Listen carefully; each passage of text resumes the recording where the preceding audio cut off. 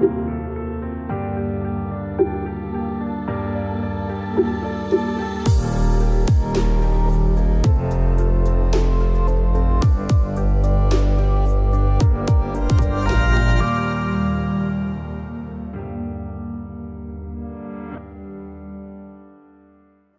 à toutes et à tous et bienvenue sur Animaeki. On se retrouve aujourd'hui pour une vidéo qui va être assez longue mais que je trouvais très importante. Ça faisait un moment que j'avais envie de la faire puisqu'aujourd'hui on va mener une réflexion sur tout ce qui est hiérarchie et notion de dominance, que ce soit en intraspécifique ou en interspécifique. Bien entendu, on expliquera ces termes.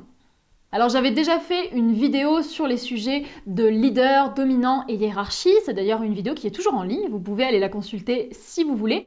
Mais dans cette vidéo, j'avais abordé les thématiques de manière assez succincte, j'avais pas approfondi forcément, et aujourd'hui j'ai eu envie de reprendre ces notions qui sont quand même extrêmement importantes et d'aller encore plus dans le détail. Donc pour ce que je vous propose dans cette vidéo, j'ai décidé d'organiser la vidéo en 4 grandes parties. On va donc commencer avec une première partie qui concernera tout ce qui est hiérarchie des chevaux entre eux, donc des chevaux par rapport aux autres chevaux. Dans la deuxième partie, on parlera de la hiérarchie entre l'homme et le cheval. Ensuite, troisième partie, on parlera de comment ça se passe concrètement sur le terrain avec ces notions d'hiérarchie. Et enfin, dernière partie, la quatrième qui va être la plus longue, ça va être la partie concernant le vocabulaire, qu'est-ce que veulent dire les mots, comment est-ce qu'on peut les utiliser, qu'est-ce qui est juste, qu'est-ce qui est faux. Une partie assez conséquente où vous allez le voir, il y a beaucoup de choses à dire.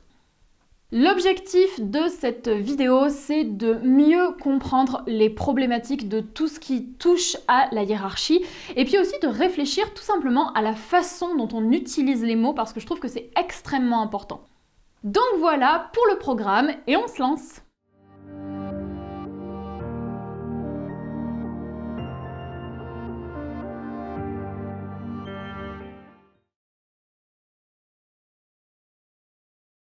On va commencer par quelques rappels qui sont essentiels si on veut bien explorer le sujet. Le cheval est donc un animal grégaire, il est fait pour vivre avec ses congénères et par conséquent, qui dit congénère dit présence de liens sociaux. Et il y a 4 grands mots qu'on va souvent répéter, donc c'est essentiel de revenir sur leur définition pour qu'on soit sûr qu'on parle bien tous de la même chose. Le premier mot, c'est hiérarchie, et la hiérarchie, en fait, c'est l'organisation sociale entre les individus. Ensuite, on va parler du mot dominant. Alors le dominant, c'est l'individu qui a accès à une ressource en premier. Et forcément, si on a dominant, on va avoir son pendant dominé. Et dominé, c'est celui qui a accès à la ressource après le dominant. Et quatrième notion qui est importante, c'est la notion de leader. Et le leader, c'est l'individu qui va prendre une initiative. Ça peut être n'importe lequel dans le groupe. Et en fait, il va entraîner les autres dans un changement d'activité. Ces 4 mots sont essentiels et il y a parfois des confusions sur leur sens, donc je trouvais extrêmement important de commencer cette vidéo en refaisant un petit point rapide pour qu'on soit sûr de ce dont on parle.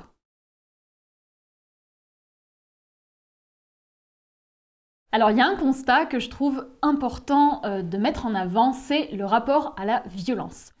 Une fois qu'on a vu ces définitions, en fait on se rend compte que toutes les notions hiérarchiques, en fait, ça repose sur des ordres de passage. Et du coup, par définition, ça n'implique pas de notion de violence. Et même au-delà de ça, la hiérarchie, ça sert même à limiter les conflits, puisque grâce à la hiérarchie, il va y avoir la présence de priorité. Et si on n'avait pas de hiérarchie, en fait, on aurait des combats sans arrêt parce qu'il n'y aurait pas de cadre. Mais pour autant, les échanges que les chevaux ont entre eux, c'est pas forcément pacifique à 100%. On le sait lorsqu'on observe un petit peu des chevaux, c'est vrai que ça arrive qu'il y ait des coups de pied, qu'il y ait des morsures, voire pire de temps en temps. Par exemple, si un dominant demande à un dominé de se pousser et que le dominé fait la sourde oreille, c'est possible que du coup, on tombe dans la violence. Mais la hiérarchie ne veut pas dire obligatoirement qu'il y a violence, et même la hiérarchie sert à éviter ça.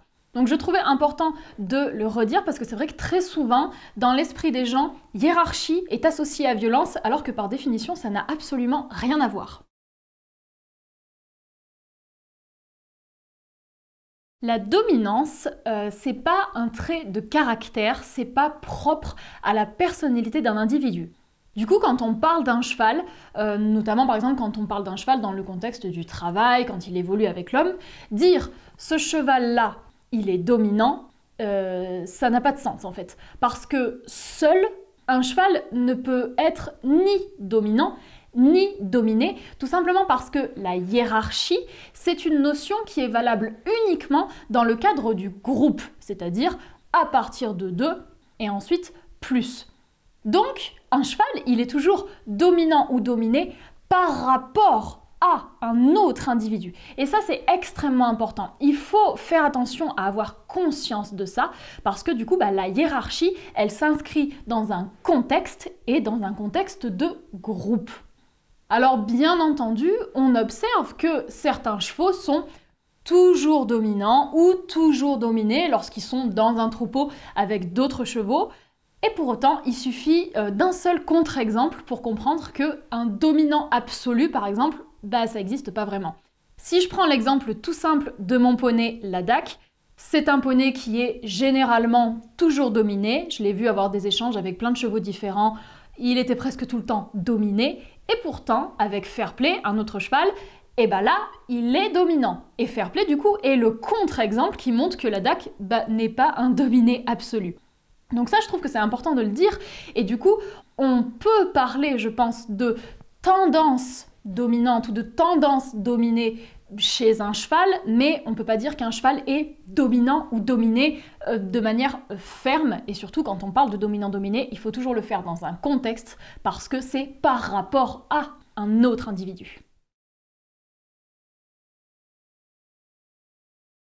La hiérarchie, c'est un concept qui évolue, c'est pas forcément quelque chose qui est fixe, c'est pas forcément quelque chose qui est acquis et ça change selon plusieurs critères et je vais vous citer les 3 qui selon moi sont les 3 principaux. D'abord, il y a l'âge de l'individu qui compte parce que forcément, si vous prenez par exemple un cheval qui est en train de grandir, eh bien forcément, il va vouloir grimper dans la hiérarchie parce que ce poulain qui est en train de devenir adulte, il prend de l'assurance, il est en train de se construire, donc il va essayer de voir s'il ne peut pas passer dominant. A l'inverse, un adulte qui est en train de vieillir, ça peut également avoir un impact sur la hiérarchie. On peut aussi parler de la composition des groupes, qui est un élément très important. Dans un troupeau de chevaux, dès qu'on a un individu qui arrive ou un individu qui part, la hiérarchie va être remise en question. Et il faut savoir que l'ordre d'arrivée des chevaux dans un groupe peut aussi avoir une influence. C'est pas forcément quelque chose qui dure. Par exemple, moi si je regarde le troupeau de mes poneys, donc actuellement il y a 4 membres, la dernière arrivée en date, c'est la jument dominante. Mais en général, le dernier arrivé en date reste quand même dominé, mais avec le temps, les choses peuvent changer. Et puis, 3e critère, c'est l'état de l'individu. Ça dépend du caractère du cheval, de son tempérament. Il y a aussi la motivation qui compte.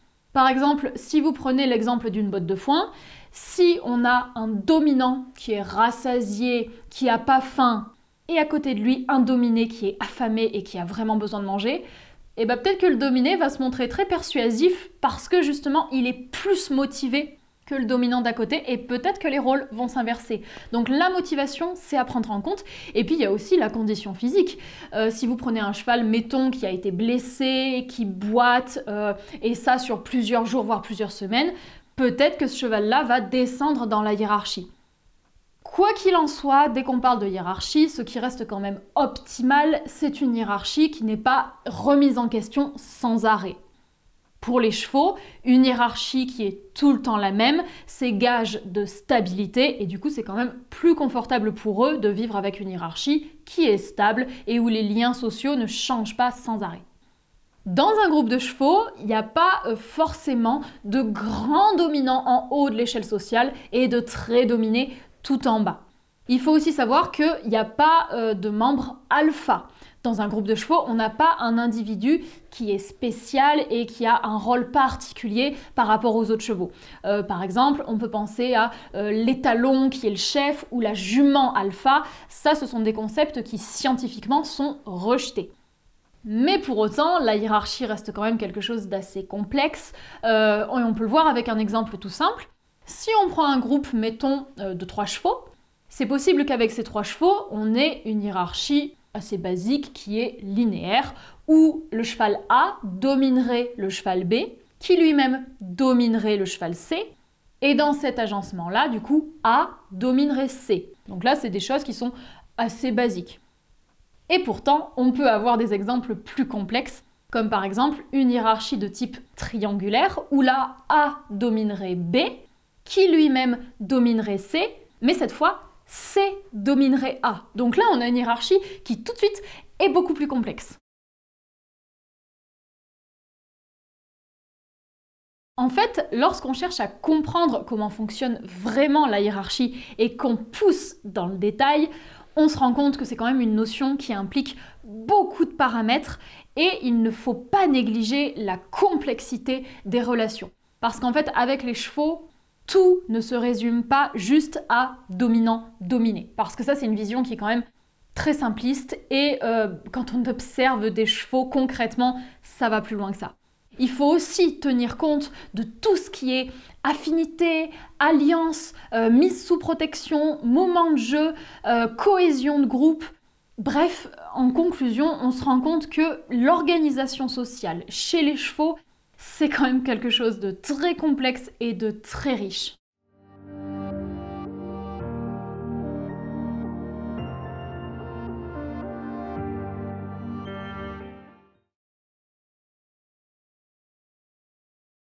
Quand on parle de hiérarchie par rapport aux animaux, on va en identifier 2 types. La première, c'est la hiérarchie intraspécifique.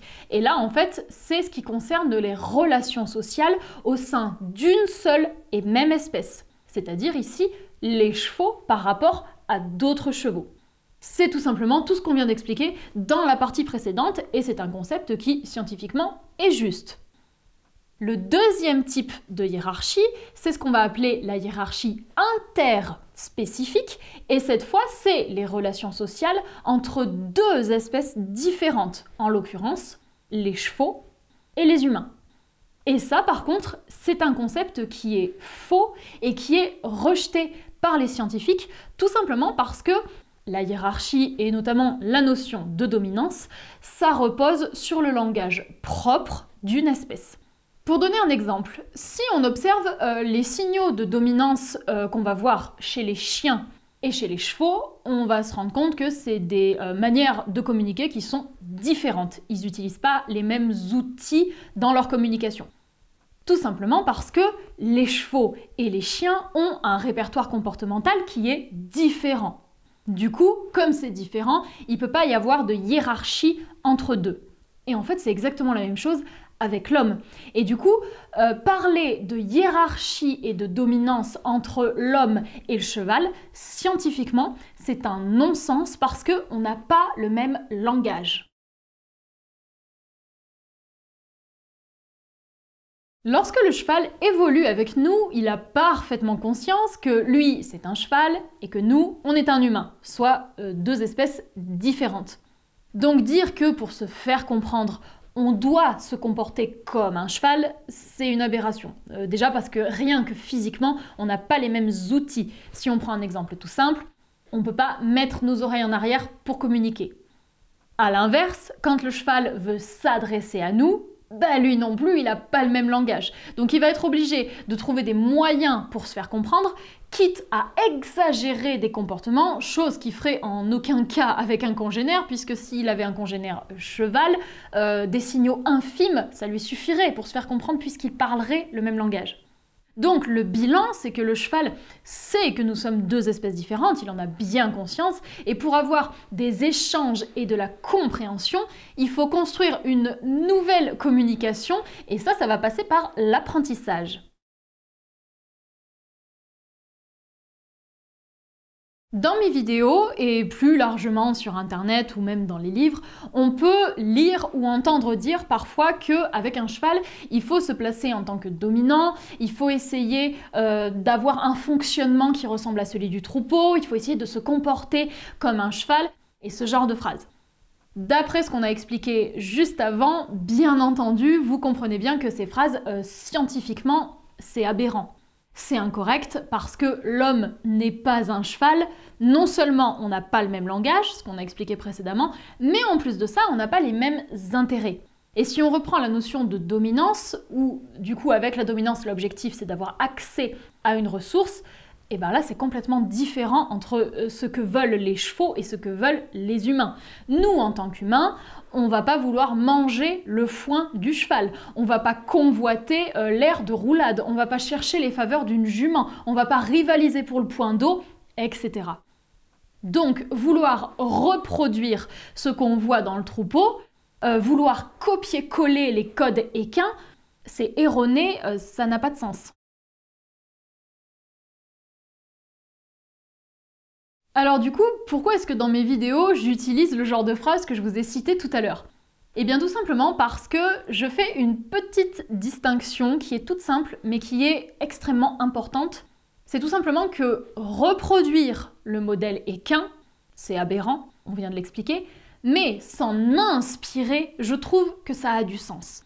Parce que l'objectif, du coup, en s'inspirant de ça, ce serait de s'appuyer sur les observations qu'on fait en regardant les chevaux pour construire une communication qui serait au maximum compréhensible par les chevaux.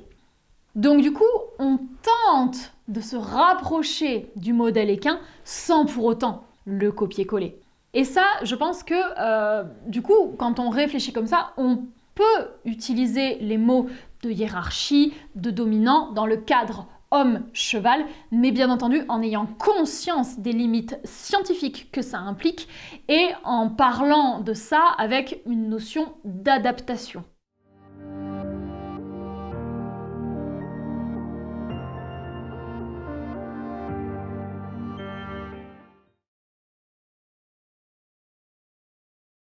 Maintenant qu'on a compris ce qui relève de la théorie, comment est-ce que ça se passe lorsqu'on est sur le terrain? Eh bien, avec un cheval, c'est nécessaire que, entre lui et nous, ce soit nous qui ayons la maîtrise en priorité et pas lui. C'est impératif parce que ça permet d'obtenir la sécurité, la connexion, le respect et la confiance qui sont quand même des notions de base essentielles pour construire une relation qui soit bénéfique et positive. Par contre, attention, mener la danse avec un cheval, prendre des décisions avec lui, ça ne veut pas dire l'asservir, on est bien d'accord. En aucun cas, on doit s'imposer en tirant et obliger le cheval à faire des choses. Ça, c'est vraiment pas l'objectif. Le cheval doit pouvoir s'exprimer, quoi qu'il arrive, il a son mot à dire dans les échanges qu'on a avec lui. Mais si on fait preuve d'écoute et d'adaptation, il n'y a pas de raison pour que ce soit négatif. Et en ayant la sécurité, la connexion, le respect, la confiance et l'écoute et l'adaptation, bah, du coup, on a tout pour avoir une relation positive. Du coup, lorsqu'on est avec un cheval, il va falloir endosser le rôle de celui qui maîtrise, qui encadre, qui guide, qui explique et qui rassure. Ça va s'obtenir via le contrôle des pieds, c'est-à-dire qu'on va chercher à contrôler les mouvements du cheval. C'est quelque chose qui vient de l'observation qu'on fait sur les troupeaux, puisqu'en fait, quand on regarde des individus, on se rend compte qu'ils communiquent et ils se font passer des messages via le mouvement. On va donc s'en inspirer et pas reproduire ça, puisque on n'est qu'un humain. Et si on a le contrôle des pieds, ça veut dire déjà qu'on a les bons outils pour avoir une communication qui soit compréhensible, puisqu'en fait, on va utiliser un langage qui se rapproche de ce qu'on voit dans le troupeau. Et ça va nous permettre déjà de nous mettre en sécurité, parce que si on contrôle les pieds du cheval, eh ben on va contrôler qu'il ne nous marche pas sur le pied, par exemple. Ça va permettre d'activer la connexion avec lui, d'éveiller l'intérêt. Et du coup, on va devenir rassurant pour le cheval parce qu'on va lui montrer qu'on est ancré, qu'on est fort et qu'on est capable de contrôler ses mouvements. Bien entendu, il va falloir ajouter des qualités morales à ça, le calme, la bienveillance, l'adaptation, l'écoute. Et là, bah, du coup, tout est OK pour développer de la confiance. Et du coup, on va être un humain clair, crédible et confortable pour le cheval.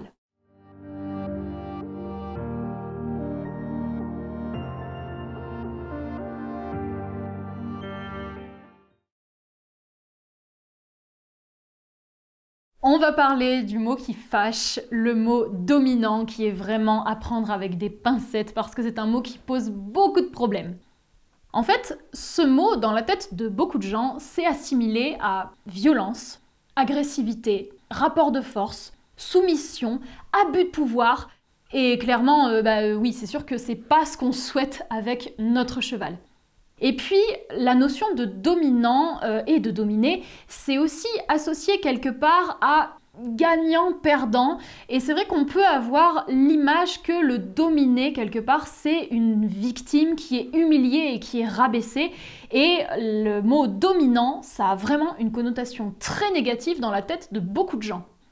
Et là, si on perçoit le mot dominant de cette façon, c'est qu'il y a une grosse confusion sur le sens, parce que chez les chevaux, c'est pas du tout ça. D'après la définition dont on a parlé au début de cette vidéo, le dominant dans un groupe de chevaux, c'est juste celui qui a accès à une ressource en premier. C'est un ordre de passage, ça n'a rien à voir avec la violence, et au contraire, c'est une notion qui est tout à fait neutre. Alors il faut savoir qu'il y a aussi une confusion qui, je pense, vient du fait qu'on n'arrive pas toujours à distinguer la dominance, donc c'est-à-dire chez les chevaux cet ordre de passage, et la domination, parce que là c'est deux mots qui sont différents. La domination, c'est imposer un ascendant, et là clairement oui, il y a un sens qui est négatif, mais il faut faire la différence entre ces deux mots, et chez les chevaux, je ne suis pas certaine qu'on parle de domination, alors que dominance, c'est le mot qui est adéquat. Et le dominé, en aucun cas, c'est un perdant. Chez un cheval dominé, il n'y a pas d'émotion négative, tout simplement parce que c'est un cheval qui a décidé d'opter pour la solution de se retirer afin d'éviter un conflit. Donc en fait, c'est même positif quelque part. Donc je pense que c'était vraiment nécessaire de remettre un petit peu les choses en place au niveau de ces mots de vocabulaire, de réexpliquer ces termes et de comprendre comment on s'en sert dans le cadre des chevaux. Alors maintenant, on va se pencher sur 4 phrases types qu'on peut entendre, que j'utilise moi-même parfois, et on va essayer de comprendre vraiment ce que ça signifie concrètement et comment est-ce qu'on peut les interpréter. La première phrase qu'on va prendre, c'est une phrase du type « Il faut que le cavalier se place en tant que dominant par rapport au cheval ». Scientifiquement, cette phrase, c'est un non-sens, puisque la hiérarchie interspécifique, c'est un concept faux. Pour autant, je trouve que c'est intéressant de réfléchir dessus et pour ça, on va prendre un exemple de cas pratique. Si je suis, mettons, avec mon cheval et qu'on est tous les deux face à un seau de grain, comment est-ce que j'ai envie que ça se passe? Alors certes, le cheval et moi, on va pas avoir le même usage du seau. Moi, le seau, ce que je vais en faire, c'est que je vais le déplacer, je vais aller le laver et le ranger à l'écurie. Le cheval, lui, il va manger son contenu. Donc on n'a pas le même usage. En attendant, on a quand même chacun un intérêt pour cette ressource. Donc, il va bien falloir déterminer un ordre de passage, puisque ça va être un petit peu compliqué si le cheval mange dans le seau pendant que je suis en train de ramener le seau dans la sellerie. Pour que ça se passe bien, dans le respect et dans la sécurité, il va donc falloir que le cheval sache que c'est moi qui contrôle cette ressource et que s'il veut manger, il va devoir attendre que je lui autorise, et lorsque je lui aurai autorisé, il va pouvoir manger. Donc du coup, il va falloir que le cheval me laisse la priorité. Alors ça, c'est de l'apprentissage. Il n'y a pas vraiment de notion de hiérarchie là-dedans, c'est vraiment de l'apprentissage. Mais pour autant, c'est un mécanisme qui fait quand même un petit peu écho à la notion de dominance, puisque on a quelque part cette notion d'avoir accès à une ressource en premier. Est-ce que scientifiquement c'est correct? Je sais pas, je pense pas. En attendant, d'un point de vue pratique, je trouve que c'est sensé. Donc moi, quand j'entends des gens dire qu'il faut se placer en tant que dominant, dans le sens avoir la priorité, en fait ça me choque pas. Et que ce soit par rapport à une ressource, comme dans l'exemple qu'on vient de citer, ou alors par rapport à un mouvement, comme par exemple le contrôle des pieds.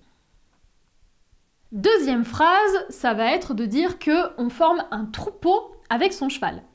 Là encore, scientifiquement, c'est rejeté de dire ça, tout simplement parce qu'on est deux espèces différentes. En attendant, on est deux, voire plus, si jamais vous travaillez avec plus de chevaux. On fait des choses ensemble, donc du coup, on forme quand même un groupe. Et dans ce groupe, on va installer une communication qui nous est propre, qu'on va construire ensemble. Alors le cheval, lui, il va quand même rester un cheval, donc il ne va pas changer de langage. Mais il va pouvoir s'adapter, comme on l'a dit plus tôt dans la vidéo, il va pouvoir peut-être exagérer sa communication naturelle pour pouvoir être compris. Et l'humain, lui, il va utiliser des codes. Donc, moi, le terme de troupeau homme-cheval, c'est pas quelque chose qui me dérange.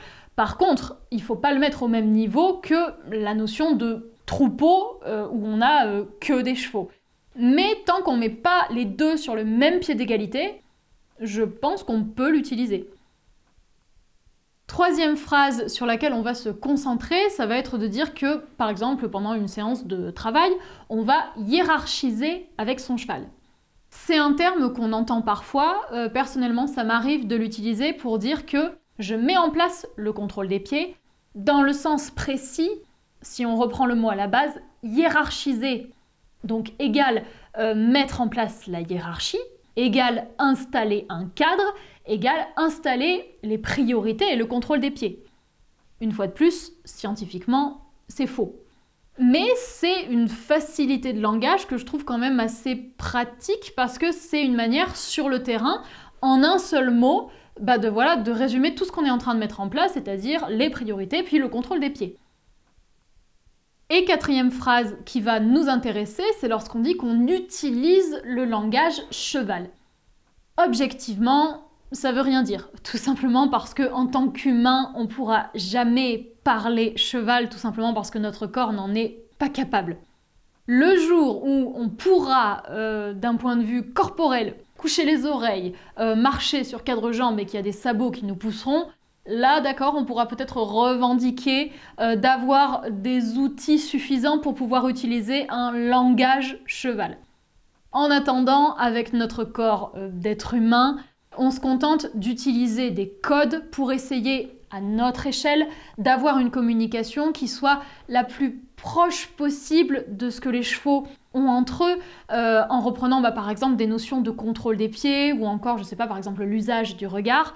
Donc c'est une phrase, je trouve, qu'on peut utiliser, mais toute proportion gardée, en ayant bien entendu conscience que on pourra jamais avoir la même chose que les chevaux, parce qu'encore une fois, on est deux espèces différentes.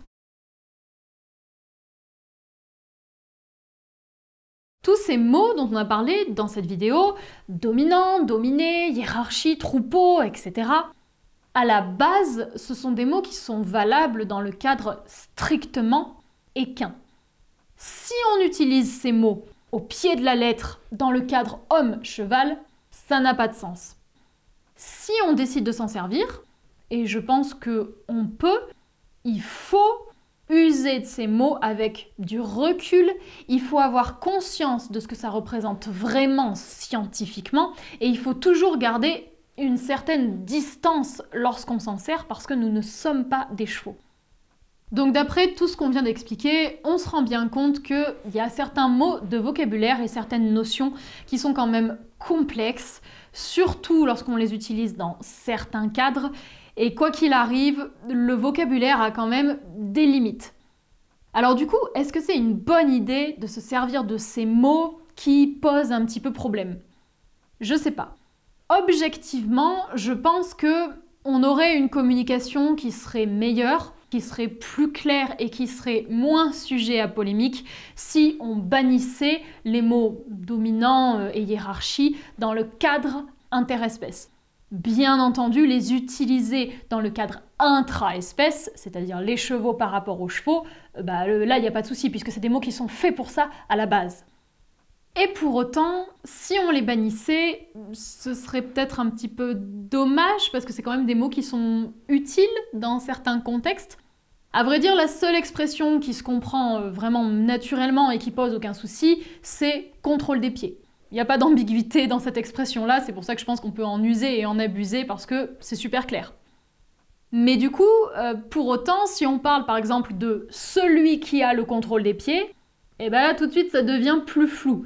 Alors personnellement, quand je parle de ce rôle, j'utilise le mot dominant.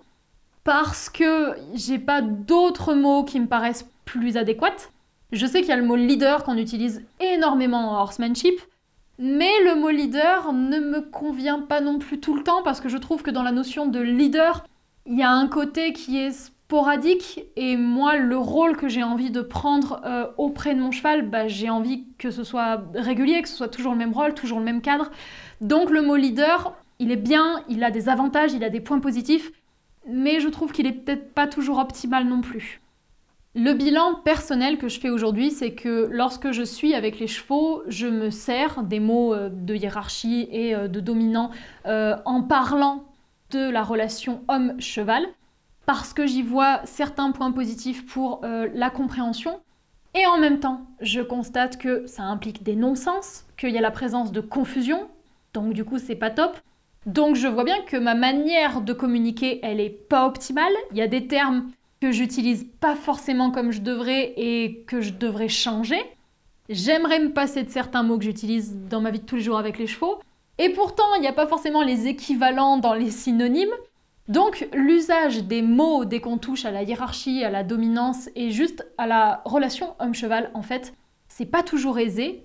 J'ai aussi l'impression que ce genre de problématique de vocabulaire, mine de rien, c'est assez récurrent dans le milieu de l'éthologie. Exemple tout simple, le mot éthologie, c'est à la fois la science, à la fois la pratique, et il y a souvent des gros débats là-dessus.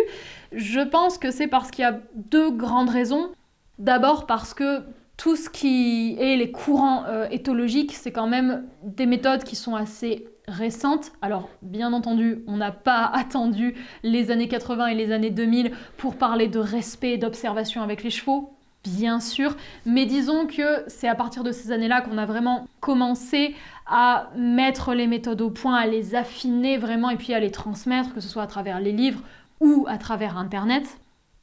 Et puis, il faut aussi avoir conscience que la recherche côté scientifique, ça avance, on découvre plein de choses, donc forcément, ça change les acquis qu'on a. Et je pense vraiment qu'aujourd'hui, on est dans les balbutiements de l'éthologie, c'est encore quelque chose d'assez novateur. Et forcément, on cherche, on essaye de trouver nos marques et on essaye de poser des mots de vocabulaire sur des notions. Parfois, c'est pas les bons, donc c'est pas évident de remettre tout ça dans l'ordre. Et puis, deuxième raison, je pense, c'est aussi que les premiers grands maîtres qui ont amorcé véritablement les bases de l'équitation éthologique, ils ont baptisé certains concepts par rapport à des croyances qui étaient empiriques. Donc, ce qui fait que pour toutes ces raisons, je pense qu'on a un vocabulaire qui est parfois un petit peu bancal scientifiquement et on utilise des mots qui sont pas forcément les bons et c'est quand même un beau bazar de s'y retrouver. En conclusion, je pense qu'il faut quand même avoir du recul avec ces mots de vocabulaire, qu'on peut les utiliser, que si on les utilise par contre, il faut être certain de saisir le sens de ces termes, y compris si jamais ça génère des non-sens, de le savoir et d'essayer de limiter l'utilisation de mots qui ne sont pas adéquats. Je pense qu'il faut aussi ne pas être trop rigide avec les termes qu'on utilise parce que l'éthologie avance quand même vite. On progresse, les scientifiques apprennent constamment de nouvelles choses et du coup c'est en adéquation avec le vocabulaire qui évolue, si bien qu'il y a des concepts qui étaient jugés justes il y a quelques années et finalement qui sont révélés faux aujourd'hui après les études.